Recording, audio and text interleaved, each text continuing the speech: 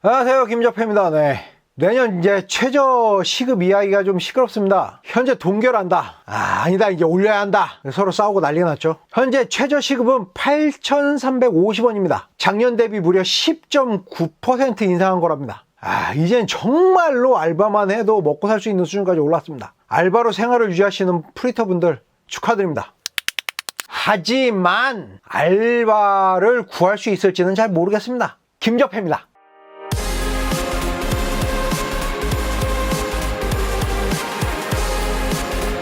최저시급 만원, 이번 정부 들면서 청년들 표를 얻기 위한 공약입니다. 그리고 당선되었어. 어떻게 되었나요? 헬게이트가 열려버렸죠. 자영업자분들은 어마어마하게 폐업을 했고요. 그나마 살아있는 자영업자분들도 주유상 때문에 남아있는 알바를 풀타임으로 못 뛰게 하고 쪼개면서 여러 명 쓰고 있습니다. 그리고 알바, 즉 파트타이머 분들의 사정은 어떨까요? 최저시급이 올랐으니까 이제는 개꿀이겠지 라고 생각을 하셨다면 경기도 오산입니다. 가게가 폐업을 해 알바를 잘리기 일쑤고요. 그나마 알바도 이제는 풀타임으로 못 뛰고 쪼개서 요일마다 다른 곳으로 출근하는 일이 벌어졌습니다. 그랬더니 이제 그런 분들이 나왔어요. 자영업자들이 힘든 건 임대료 때문이다. 카드 수수료 때문이다. 절대 최저시급이 문제가 아니다. 등등 남 탓을 오지게 하죠. 네, 그럴 수 있어요. 네, 임대료가 문제일 수 있습니다. 카드 수수료가 문제일 수도 있어요. 그런데 그럼 왜 그 임대료 문제하고 카드 수수료 문제를 해결도 하기도 전에 최저시급부터 올려버렸나요? 자영업자들 힘들어 죽겠는 상황인데 그 문제를 해결하지도 않은 상태도 올려버렸냐고. 또 그런 분들 계시죠? 자한당도 최저시급 만원의 공약을 걸지 않았느냐? 네, 맞습니다. 그래서 제가 우파의 최저시급 만원과 좌파의 최저시급 만원의 차이점에 대해서 알려드리려고 영상을 찍습니다. 물론 자유한국당이라고 해서 전부 우파는 아닙니다. 그렇지만 좌파식 최저임금 만원과 우파식 최저임금 만원의 차이를 설명하는 것이니까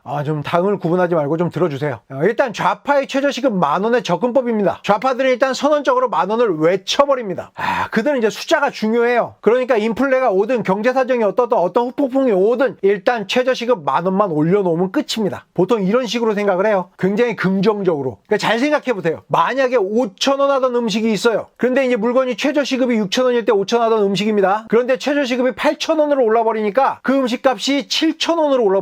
그럼 최저시급 오른 효과가 있어요? 6,000원 벌어서 5,000원짜리 음식을 먹던 게 8,000원 벌었더니 7,000원으로 올랐어. 심지어 시급은 올랐는데 일은 더 빡세. 그리고 또 일도 쪼개서 해야 하니까 더 힘들어. 이게 딱 대한민국에서 벌어진 상황입니다. 억지로 최저시급을 올려버리니까 일자리가 없어져 버리고 물가가 올라버려. 이게 딱 좌파적 임금 상승이라는 겁니다. 그들에게 만원이라는 숫자는 그냥 숫자예요.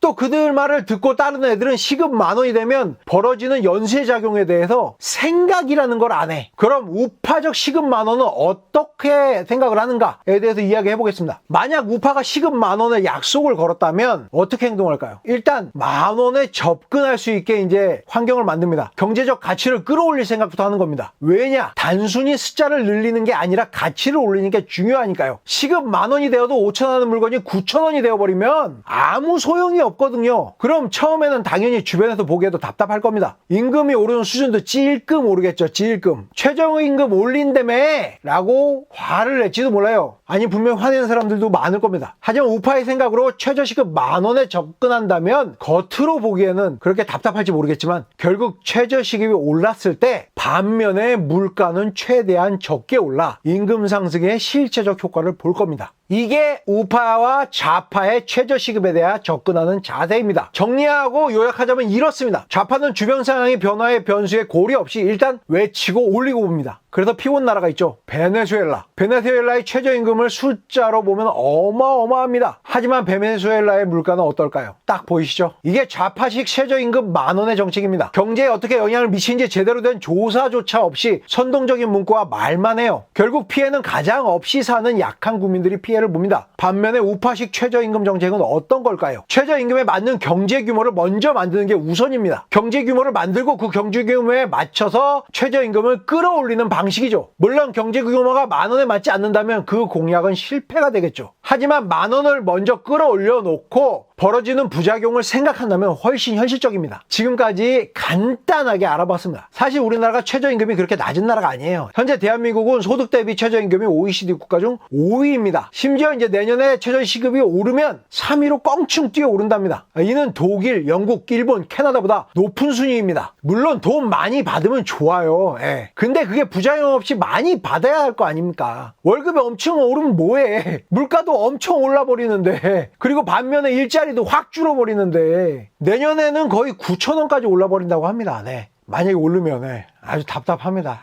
월급 통장은 이제 그대로인데 물가만 오르는 것 같네요. 진짜로. 진짜 눈도 답답한데 마음도 답답해집니다. 이상 김여패였습니다. 제가 이제 수술을 잘 받고 온 게 아니라 이것도 세이브 영상입니다. 네. 좀 걱정이 되더라고요. 그래서 아주 조금 이제 무리를 해서 영상을 찍었습니다. 딱 입원하기 몇 시간 전입니다.